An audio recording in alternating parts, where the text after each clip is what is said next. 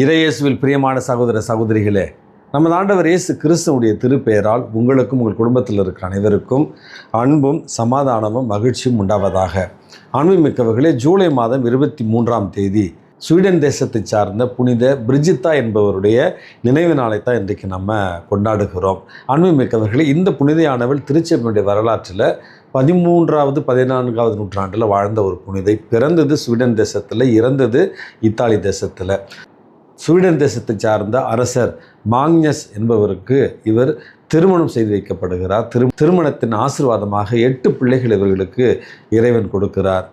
இந்த குழந்தைகளை ஆன்மீகத்திலும் ஒழுக்கத்திலும் கல்வியிலும் வளர்த்தெடுத்து கொண்டிருந்த இந்த புனித பிரிஜித்தாவுடைய கணவர் இறந்து போகவே, அவருடைய இறப்பிற்கு பிறகு புனித பிரான்சிஸ்கன் 3ஆம் சபையில் சேர்ந்து தன்னை அவர் ஒரு துறவு வாழ்க்கைக்காக அர்ப்பணித்துக் கொள்கிறார்.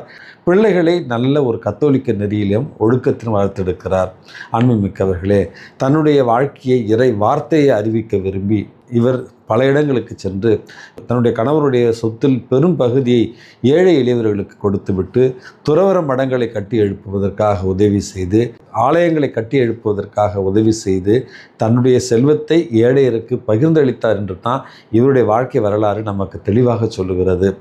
இறை வாக்கு உரைக்கிற பணிக்காக இத்தாலி தேசத்திற்கு சென்று அங்கிருந்து பல இடங்களுக்கு அவர் இறை வாக்கு உரைக்கிற பணிக்கு செல்கிறார். கடைசியில் புனித பூமிக்கு செல்வதற்காக அவர் ஒரு திருப்பயணத்தை மேற்கொண்ட நேரத்தில் தன்னுடைய 8 பிள்ளைகளில் ஒருவர் இறந்து விட்டதாக கேள்விப்பட்டு அந்த திருப்பயணத்தை பாதியிலேயே நிறுத்திவிட்டு இத்தாலிக்கு திரும்பி வந்து தன்னுடைய மகனுடைய இறப்பின் அந்த துயரத்திலேயே அவர் இறைவனடி சேர்ந்தார் என்று இவருடைய வாழ்க்கை வரலாற்றில் நம்ம வாசிக்கிறோம்.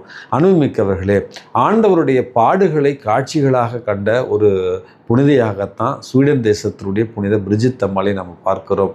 விதவைகள், கணவனால் கைவிடப்பட்டவர்கள் மற்றும் தனித்து வாழுகிற பெண்கள், இவர்களுடைய பாதுகாவலியாக இருக்கிறார் இந்த புனித பிரிஜித்தம்மா.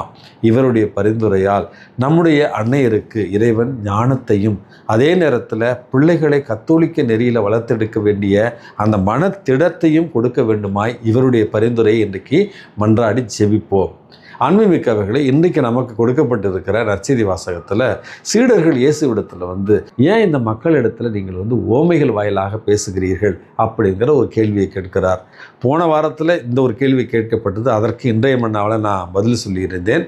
ஆண்டவராகிய இயேசு மக்களிடத்தில் ஓமைகள் வாயிலாக இறையரசை பற்றி பேசியதற்கான காரணம், மக்கள் எளியவர்கள். அவரும் ஒரு சாதாரண எளிய விவசாய குடும்பத்திலிருந்து பிறந்தவர். ஆகவே மக்களுக்கு புரியும்படியாகத்தான் நமது ஆண்டவர் இயேசு கிறிஸ்து அவர் வாழ்ந்த அந்த ஒரு காலகட்டத்தில் நடந்த நிகழ்வுகளையும் அங்கிருந்த பழக்க வழக்கங்களையும் உதாரணமாக உவமையாக அவர் எடுத்து கூறினார், மக்களுக்கு எளிதாக புரிவதற்காக. இரண்டாவது, இறையரசை பற்றி பொது வழியில் அவர் நேரடியாக பேச முடியாது என்கிற ஒரு காரணத்தினால் உவமைகள் வாயிலாக பேசினார் என்று போன வாரத்தில் நான் ஒரு பதிலளித்தேன். இன்றைக்கு ஆண்டவரிடத்தில் அதே கேள்வி கேட்கப்பட்டிருக்கிறது. அதற்கு நமது ஆண்டவர் இயேசு கிறிஸ்து சொன்ன இன்னொரு பதில், நான் உவமைகள் வாயிலாக பேசுவதற்கான காரணம், உங்களுடைய கண்கள், உங்களுடைய காதுகள் ஆசிர்வதிக்கப்பட்டது அல்லது கொடுத்து வைக்கப்பட்டது. ஏனென்றால் உங்களுக்கு நான் அறிவிக்கிற இறை வார்த்தையை உங்களால் அறிந்து கொள்ள முடிகிறது, புரிந்து கொள்ள முடிகிறது, அதை உங்கள் காதால் கேட்க முடிகிறது. ஆனால் இவர்களுக்கும் இது கொடுத்து வைக்கப்படவில்லை. காரணம், இவர்கள் காதிருந்தும் செவிடர்களாய், கண்ணிருந்தும் குருடர்களாய், இறை பிரசன்னம் அவர்களிடத்தில் இருப்பதை உணர்ந்து கொள்ள முடியாமல் அவர்கள் இருக்கிறார்கள். அவர்கள் ஆன்மீகத்தில் பார்வையற்றவர்களாகவும் ஆன்மீகத்தில் காது கேளாத செவித்திறன் இல்லாதவர்களாகவும் இருக்கிறார்கள் அப்படிங்கிற ஒரு வருத்தத்துக்குரிய ஒரு செய்தியை இன்றைக்கு நமது ஆண்டவர் இயேசு கிறிஸ்து சொல்லுகிறார். அதாவது இறை வார்த்தை அறிவிக்கப்படுகிறது, இயேசுவினுடைய போதனை அவர்களுக்கு நிறைவாக கிடைக்கிறது, இயேசு செய்கிற அரும் அடையாளங்களை அவர்கள் கண்கூடாக பார்க்கிறார்கள். இருந்தாலும் இயேசுவிடத்தில் அடையாளத்தை கேட்கிறார்கள். இருந்தாலும் இயேசு அவர்களிடத்தில் பேசுவதை அவர்களால் புரிந்து கொள்ள முடியவில்லை, அறிந்து கொள்ள முடியவில்லை, உணர்ந்து கொள்ள முடியவில்லை. அன்புமிக்கவர்களே, இன்றைக்கு நமது ஆண்டவர் இயேசு கிறிஸ்து நம்மிடத்தில் இதே கேள்வியைத்தான் கேட்கிறார். காதிருந்தும் செவிடர்களாய், கண்ணிருந்தும் குருடர்களாய், இறை பிரசன்னம் உங்களிடத்தில் ஒவ்வொரு நாளும் இருக்கிறது, அதை உணராமலும் கேட்காமலும் இருக்கின்றீர்களா என்கிற ஒரு அடிப்படையான ஒரு கேள்வியைத்தான் நமது ஆண்டவர் இயேசு கிறிஸ்து நம்மிடத்தில் கேட்கிறார். ஏன் ஃபாதர் எங்ககிட்ட கேட்கணும் அப்படின்னா, ஒவ்வொரு நாளும் கத்தோலிக்க திரு அவையில் இறை வார்த்தை இன்றைக்கு அறிவிக்கப்படுகிறது. திருப்பலியில் இறை வார்த்தை அறிவிக்கப்பட்டு, திருப்பலியில் நமது ஆண்டவர் இயேசு கிறிஸ்து பலியிடப்பட்டு நம்முடைய வாழ்க்கைக்கு ஆன்ம உணவாக நற்கருண் வாயிலாக கொடுக்கப்படுகிறார்.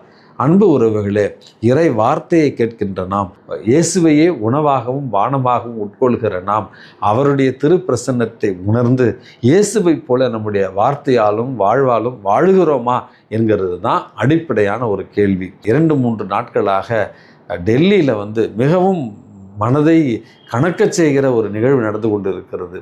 பல ஆயிரக்கணக்கான இளைஞர்களும் இளம் பெண்களும் ஒரு நீதிக்காக போராடி கொண்டிருக்கிறார்கள். அதாவது நீட் தேர்வில் நடந்த அந்த ஊழலை அம்பலப்படுத்தி, நீட்டு தேர்வு என்பது ஆயிரக்கணக்கான இளைஞர்களுடைய கனவை அது சிதைக்கின்றது, ஆகவே அதில் ஊழல் இருக்கிறது என்று அரசுக்கு எதிராக அந்த நீட் தேர்வை ரத்து செய்ய கூறி தான் இன்றைக்கு 1 வாரத்திற்கு மேலாக போராட்டம் நடந்து கொண்டிருக்கிறது.